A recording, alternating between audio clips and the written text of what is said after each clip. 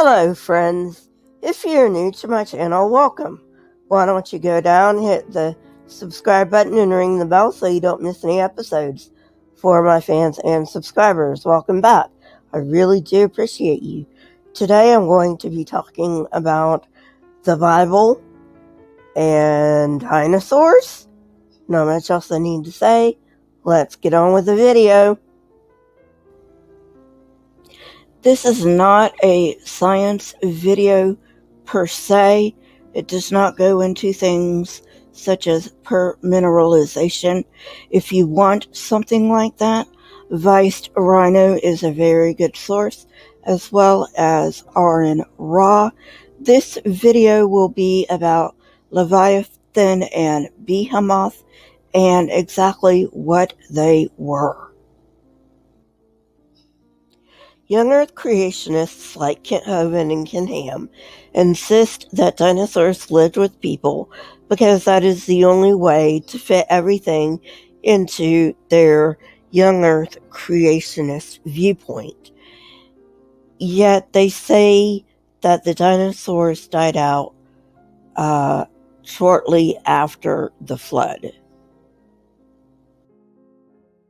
They point to quote-unquote pictographs of dinosaurs, and how can humans have made these pictographs if humans and dinosaurs never lived together? Yet there was a supposed flood that was supposedly powerful enough to kill all animals and yet somehow gentle enough to leave pictographs. Also, when someone points out that human bones are never found with dinosaur bones, they say that's because the dinosaurs and people did not live near each other. Excuse me, you just finished saying they lived together.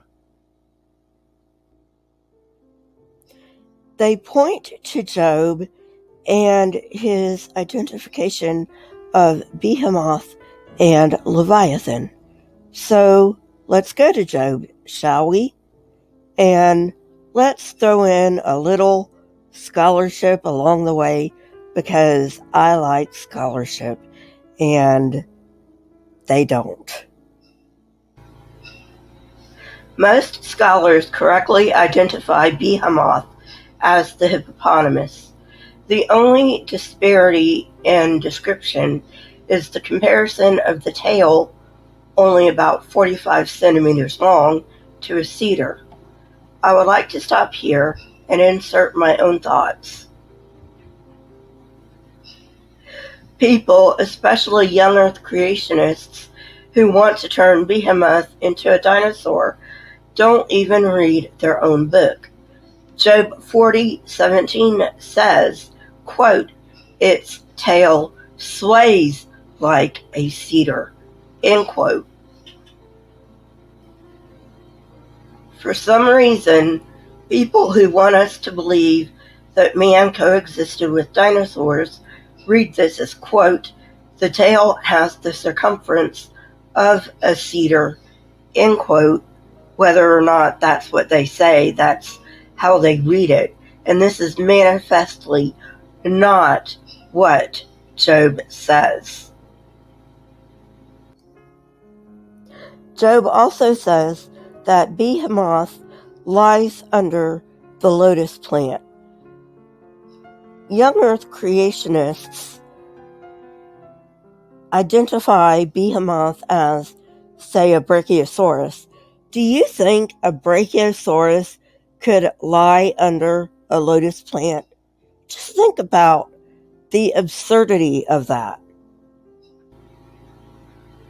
In Egypt, the hippopotamus was linked with Seth, who was the god of death, whom Pharaoh, the living Horus, battled on a daily basis. This would explain why the Behemoth was paired with the mythical Leviathan. Job 40:24 says of Behemoth, quote, "Can anyone capture it by the eyes or trap it and pierce its nose?" End quote. Hippopotami were often hunted in Egypt, captured with ropes and hooks in the nose and harpoons. Therefore, this verse is not describing human helplessness, but rather poetically describing the beast's strength.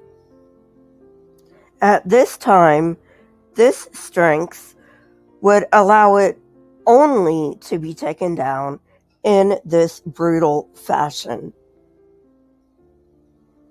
Scholars usually identify Leviathan as the crocodile, or less often as the dragon of Ugaritic and Hebrew mythology. Michael V. Fox, author of my source, however, has a different idea. He identifies Leviathan as the whale, as did Thomas Aquinas. Whales did live in the ancient Mediterranean, including fin whales, whose males could reach 18.5 meters or 60 feet 8 inches long and weigh up to 80 tons. There is also the matter of Psalm 104:26, which identifies Leviathan as frolicking in the sea, not rivers. Even today, whales are occasionally spotted in the Mediterranean despite overhunting. Ancient taxonomy was a lot different from our own, and drawings were often based on vague sightings, and so would be composed of parts of other animals like the crocodile. J. Roman notes that, historically, there wasn't a lot of distinction made between sea monsters, cetaceans, or great fishes. It is also important to note that distinguishing between mythological and natural creatures is a modern invention born of necessity. The ancients did not bother. Inaccuracies in descriptions don't necessarily prove that these beasts were mythological. I know I say all the time, common sense has no place in the lab, but this is not the lab. So, for you who think that humans coexisted with dinosaurs, I want to know how you think that little old humans kept from getting stepped on by the big dinosaurs. The bottom line is that the Bible says nothing about dinosaurs. And I know you're going to say, but that doesn't mean they didn't exist back then. Well,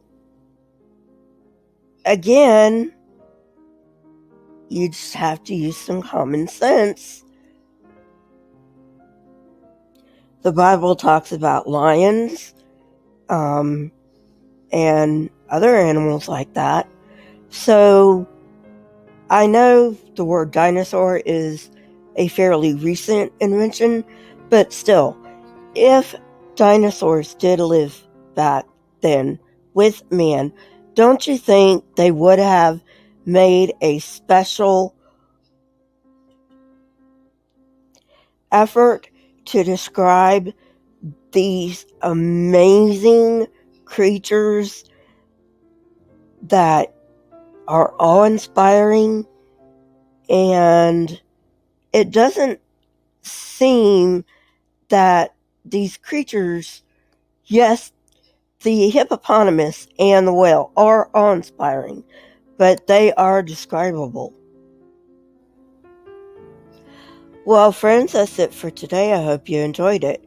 If you did, hit that like button, press the subscribe button, and if you want to know when I come out with new content, hit the bell next to the subscribe button.